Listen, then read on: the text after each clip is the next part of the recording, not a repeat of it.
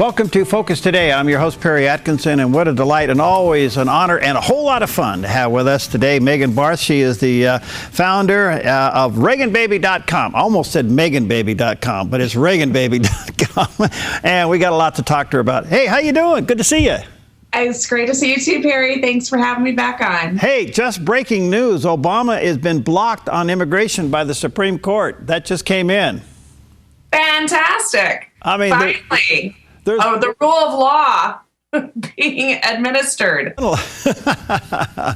Wow. Well, good to see you. A lot to talk about. Hey, listen, Trump had a couple of bad weeks. Cost the campaign manager his job, but in one speech, he seems to turn things around. What's your take? Yeah, I never underestimate Trump. When I start to get a little bristled by what he's doing, he seems to gather himself, get it together, and speak from the heart. And his speech yesterday, with the aid of the teleprompter, was absolutely spot on. It was direct, and it honestly was quite refreshing to hear someone speak the truth, and the truth without fear. He actually called out the Clintons for exactly who they are, a criminal enterprise that has been operating disguised as civil servants for decades. And so this type of rhetoric that he used and language that he used is sorely needed, especially when you are campaigning against the Clintons, who have a history of smearing and degrading their opponents.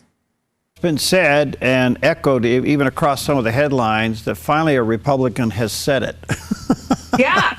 You know, imagine what Mitt Romney could have done if he even had a tenth of that energy and excitement and passion behind some of his statements. If he simply spoke the truth about Barack Obama and the progressive left, perhaps he could have had a better chance at beating Barack Obama. But if you recall, Perry, he was very timid. He actually came out swinging and then retreated, Mitt Romney, against Barack Obama. And that really kind of set the tone for his campaign, was a campaign of retreat rather than a campaign of attack. You know, his speech in some ways was also an attack on the establishment, because they have said nothing and done nothing for 7.5, 8 years now. And he looks like he's finally going to, I mean, at the end of the day, it could even cost some of these establishments their job. Do you think that'll continue to play out? Absolutely. You know, the rise of Trump is directly related, at least in my opinion, to the betrayal by the GOP of their conservative base and of their general base. When they campaign on repealing Obamacare and stopping Obama's executive amnesty and stopping the out-of-control spending, and then they retreat from those promises after they're elected and pass something called Omnibus, which was a $1 trillion or 1.1 trillion or trillion dollar gift to the Democrats. This was the perfect impetus for Trump to get engaged and start taking no prisoners. I mean, he beat 16 other people, and 16 other people that were all basically politicians with the exception of one. So this rise of Trump is directly related to the GOP betrayal, and as long as he keeps speaking the truth, which the American people are so desperate to hear, I think that you are going to find more and more politicians being cantered, much like Eric Cantor. I think you're going to see Paul Ryan. I think you're going to see John McCain being primaried. And it looks like they have a very good chance of losing their power. Speaking of Paul Ryan, just a little off subject for a moment, little detour here. Yesterday, the House Democrats did a sit-in, which was the most despicable thing I've ever seen in the House of Representatives. Paul Ryan said he couldn't get control of the well, so he suspended the people's business for the day. With all indication, they could continue on with their sit-in today. If you had Paul Ryan's ear today, what would you tell him to do? Obviously just kind of keep doing, let them make a fool out of themselves. I think that any thinking American, which does not include the Democrats on the Hill right now, realize that Orlando has zero to do with gun control and everything to do with Islamic terrorism. And it's interesting to me to watch the Democrats with this charade, because you don't hear them calling for gun control when Kate Steinle was brutally executed in front of her father in San Francisco by an illegal alien who had crossed over our borders no less than 4 times and murdered her in front of her dad with a gun. There was no calls for gun control then when an illegal immigrant commits these crimes. Only it seems like there's gun control after a terrorist attack like San Bernardino or Orlando. And this is because the Democrats refuse, much like Hillary Clinton, to acknowledge the enemy or call out the enemy. They can't control climate change, so they're going to go after guns. And we were told quite early on that climate change was the cause of terror. But since they can't ban that or confiscate climate change from the armed American public, then they're going to go after guns. Attorney General said in her news conference the other day that this was a combination of terrorism and hate, and we may never know the real motive of the terrorist attack inside Orlando. I mean, it's just ludicrous. It's just ludicrous. I'm sitting here, I don't think you can sit me, I'm rolling my eyes and laughing because terrorism is hate. That's the basic crux of terrorism. And we do know the motive because he told us, the terrorist told us the motive when he called 911. And even though the DOJ and her boss in the White House wanted to try to redact and change all of the statements that the terrorist made to the 911 operators through the force of public opinion and outrage, they didn't redact the tapes. And so this is a continued whitewash by this administration of Islamic terror. Like I said before, they cannot put Islam and terror in the same sentence, but they can blame climate change for terrorism, or they can blame guns for terrorism. But God forbid they blame Islam for terrorism, or radical Islam, or a Muslim extremist. However you want to call it, the basis is Islam. And when you have 10 countries that house about 1 billion people that practice Sharia law and execute gays on a daily basis, you are going to have a outward, obviously a public attack against gays. And when Sharia law calls for the execution of gays, that's what they do. And so for them to not acknowledge Sharia or acknowledge Islamic extremism, we are going to continue be under these attacks as we have. Pamela Geller had a great article yesterday that 130 ISIS agents have been arrested on our soil. This is a problem. If we aren't taking the war to them, they are now taking the war to us.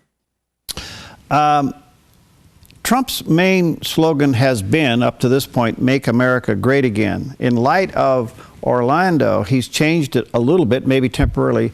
"Make America Safe Again." Do you think that resonates?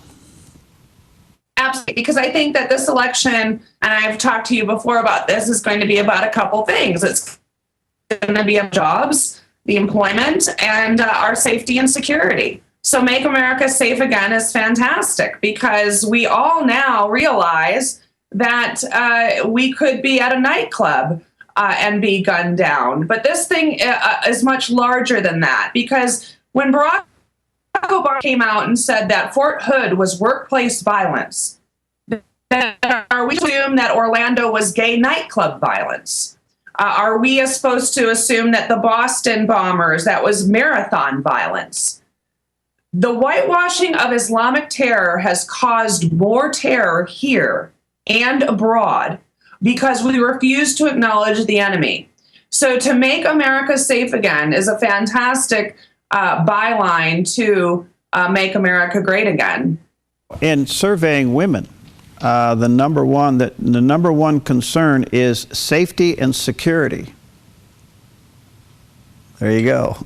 There you go.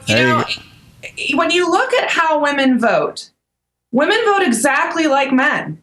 And this is how Reagan won the gender gap. He broke the gender gap with 56% of the vote, the last Republican to do so. And he did so by saying, are you better off than you were 4 years ago? He spoke to us through our pocketbooks and through the safety and security of this nation. And when you look at how women vote, we vote exactly like men. We tend to be a little bit more altruistic. But bottom line is we count our pennies and we count our blessings and we count safety amongst, our three major kind of motivators to get to the polls. All right, let me take a break. Megan Barth is with us. She is the founder and the proprietor of ReaganBaby.com, one of the most intriguing websites out there. Go to it, support what she does, read all of her stuff, and we'll take a quick break. We got some more questions when we come back. I'm Paulina Leiser, producer of Focus Today. Thank you for watching this video, and make sure to check our other videos at theDove.us.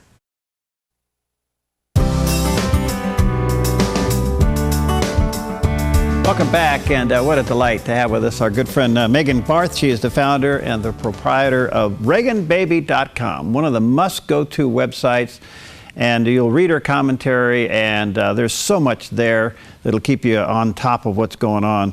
Megan, a couple things. First of all, the polls show that Donald was down, and he's actually still down a little bit. And then, of course, his fundraising is down. What do you think of this? I don't make too much of it this early. I think that when you look historically at the polls, Reagan was down by double digits against Carter around this time. Donald is running a very unique campaign. It's like a campaign that we've never seen before. His ability to raise money, I think, is going to come now that he's got Manafort in charge. I think that he'll build a little bit more trust up with the donors, the high net worth donors that may have had their money elsewhere. And remember, Donald Trump had 54 private jets parked on Sea Island, Georgia, working against him earlier this year. There were 54 private jets and all of their passengers that gathered on Sea Island right off of Georgia, conspiring on how to stop Trump, not how to stop Hillary. And these were Republicans and Republican donors. So he has some time, I think, or at least he's had some time to try to win over some of these donors. But look, there's still somewhat of a never Trump movement, although now pretty much marginalized.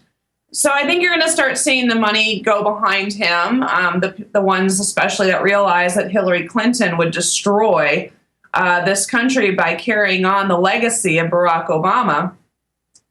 Certainly when it comes to immigration and certainly when it comes to her foreign policy. But I think that the polls are a little bit early, but I think he's going to do just fine. Okay. Well, he did tweet yesterday and $3 million came in. Wish I could tweet that. People are saying that there's another side to Donald Trump, and it's being evidenced by who he wins over in private meetings. This past week, he met with a bunch of faith leaders and evangelicals, Catholics and the like, across the country, and he turned a lot of heads. He pulled a lot on board. Have you seen this other side of Donald Trump? I don't know if I would call it another side. I just think that, when you have millions of dollars of attack ads that have been taken out against you by Republicans, you have a perception that has been created amongst those within your own party that you are somehow either unhinged or that you're a racist or that you're a sexist or that you're a heathen. There have been accusations leveled against him, but I found it funny that none of these accusations were leveled against him until he ran against the Clintons.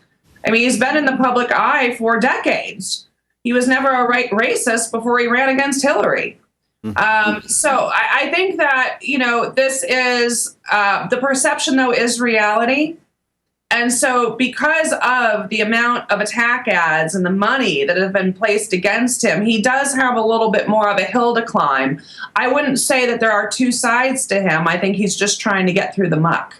Yeah, I didn't, forgive me if I alluded to two sides. I think there's just a guarded side that we haven't seen and a lot of people say, well, he ought to be acting more presidential. I disagree. I think he needs to be acting who he is, a CEO.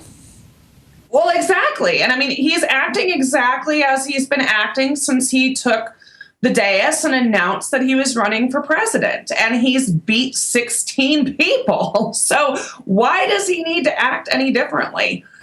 He's done quite well so far by acting just how he is and who he is. And I think that because the American people have been lied to and misled for a decade, if not more, especially by politicians, they find it refreshing to see someone like Trump take risks and act as a CEO and not as a politician, and bring some fresh ideas to a very stale place like Washington. No question about it. All right, over to Hillary for a couple of seconds. I noticed two things about her recent speeches.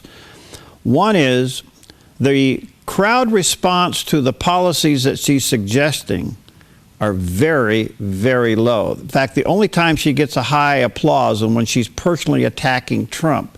But when she's delving out policies and suggestions about the economy and national security and Wall Street, even her own crowd isn't enthusiastic. What's your thoughts? Yeah, she's had this trouble since she began her run. You never saw a movement behind Hillary like you did behind Bernie or behind Trump, for that matter. She had a hard time filling up, small stadiums, small venues. She does not have the charm that her husband did on the campaign trail. She struggles in that regard. You would think after being in public life for decades, she'd have a better grasp of the podium. And a better grasp at delivering a speech. She simply does not. That's not in her. She's not a very charming person. She's trying to be something that she's not. Even jokes are forced when she tries to tell them.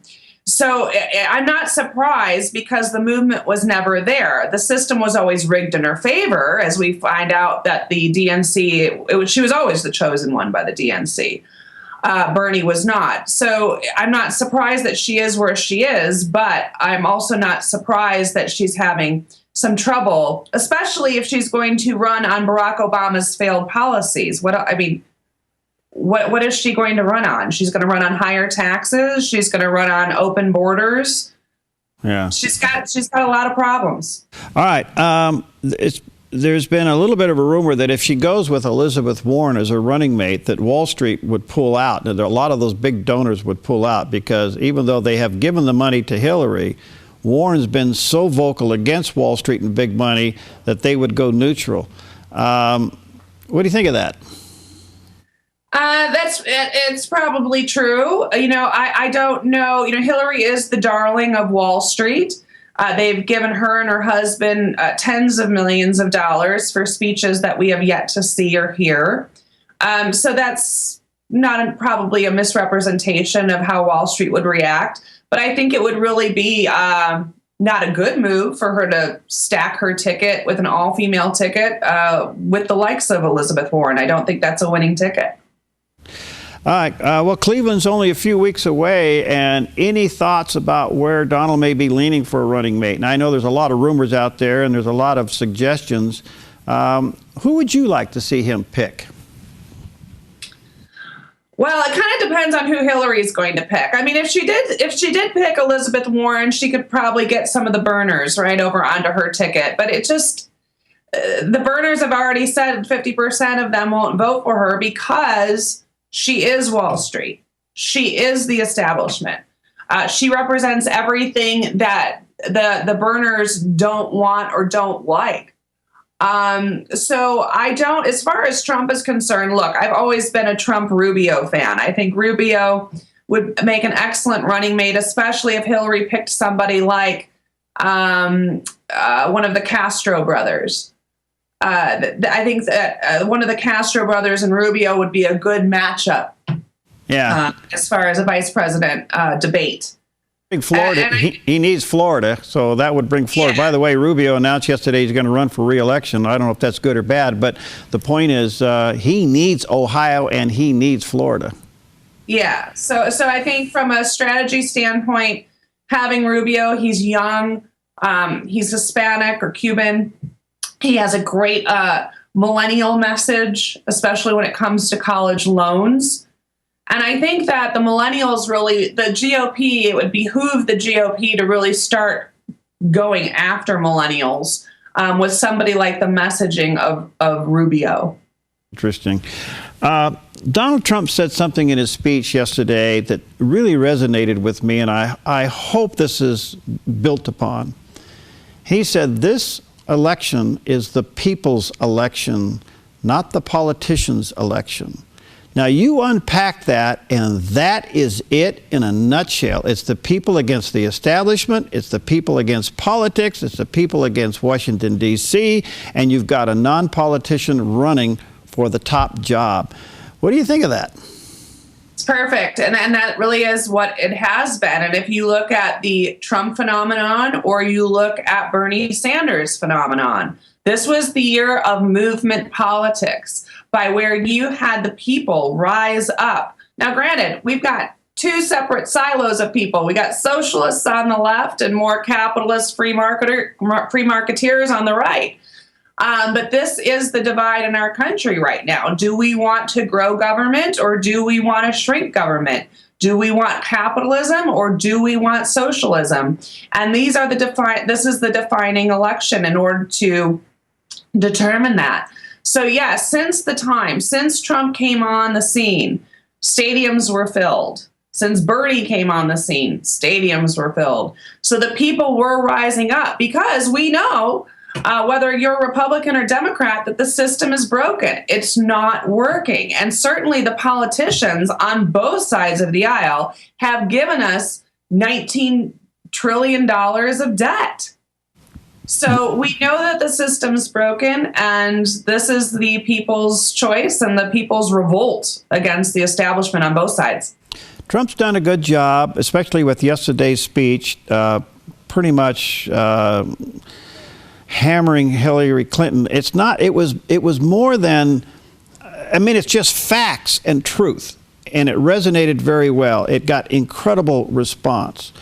Do you sense now, and by the way, and you said it so well, he did do this off of a teleprompter, so there is a change taking place here. He's going to have to turn and give specifics on his policies. At least that's what people are saying he needs to do. Do you agree with that, and do you think he will do that?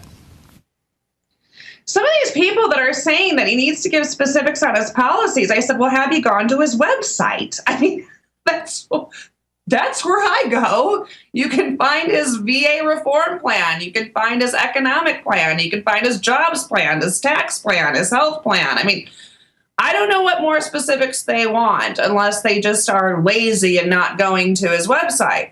But, you know, when it comes to foreign policy, perhaps he needs to lay out some more specifics. But quite frankly, I like that he's not, because we are actually dropping flyers before we bomb ISIS, even if we're bombing them lately.